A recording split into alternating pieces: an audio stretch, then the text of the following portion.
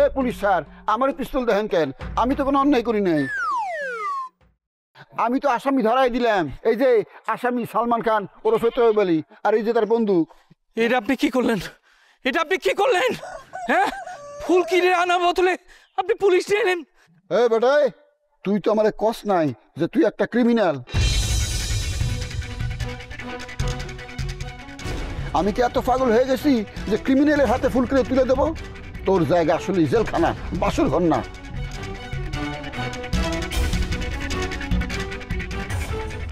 রফিক সাহেব, আপনাকে ধন্যবাদ। এই আসামিকে আমরা 6 মাস যাবৎ খুঁজতেছি। আপনাকে আমরা পুরস্কার দেব। আমিও দেখবো আপনি কয়দিন আমার জেলখানে আটকে রাখতে পারেন।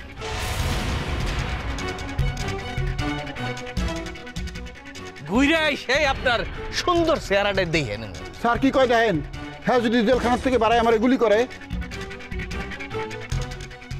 রফিক সাহেব, আপনি কোনো চিন্তা করবেন না। তো দেখবো তুই কি করে জেলখানা থেকে বের হস।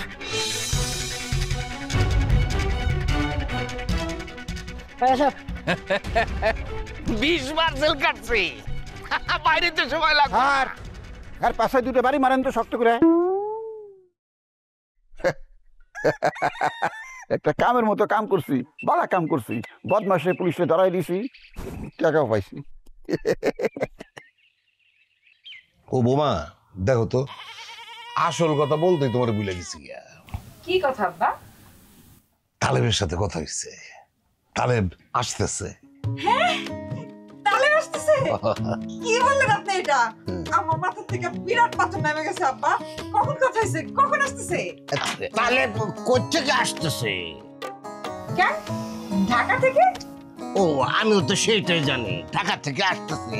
কিন্তু বৌমা, তোমার খুশি দেখা আমার কাছে মনে হইল সৌদি আরব থেকে আসলেও কেউ এত খুশি হয় না।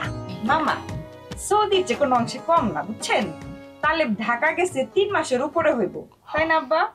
ও, বুঝতে পারছি। আসলে হয়েছে কি, কাছের মানুষ কাছে থাকলে বোঝা যায় না, দূরে গেলে বোঝা যায়। অনেকদিন বাইরে তো, এই জন্য তোমার আবেগটা একটু বেশি বেশি কাজ করতেছে। আব্বা, আজকে আমার অনেক খুশির দিন। আপনার একটু দোকানটা দেখেন, আমি একটু বাড়িতে যাই। না না বৌমা, তুমি বাড়িতে গেলে দোকানের চাপ নামায় যাও, আমাকে কাম আছে। ও আচ্ছা আচ্ছা, তাহলে মামা তাড়াতাড়ি খান তো। খাও না।